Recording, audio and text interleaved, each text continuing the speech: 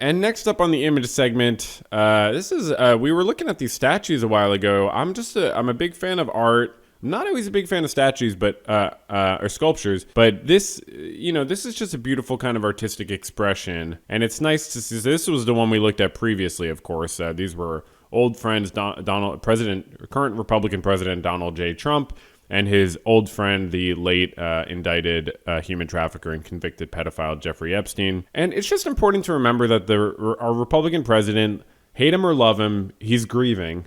You know, in 2019, he lost a very close friend, and it must be even more painful that Donald Trump was president at the time and couldn't do anything to save or protect his close friend. So it must be very painful for him. So I think people are kind of doing him a favor, commemorating his close friendship with Jeffrey Epstein, his multiple decades long, extremely close professional and personal relationship.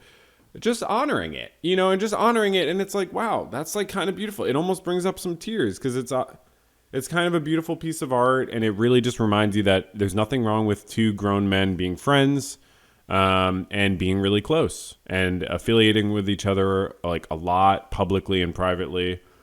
Like, it's healthy for men to have friends, to have very close friends, to be intimate, to have someone you share your enigmas with, you share your deepest, darkest urges with. It's just, it's kind of profound. I'm glad that there's still close male friendship in the world, and and hopefully this helps Republican President Donald Trump with his grieving process.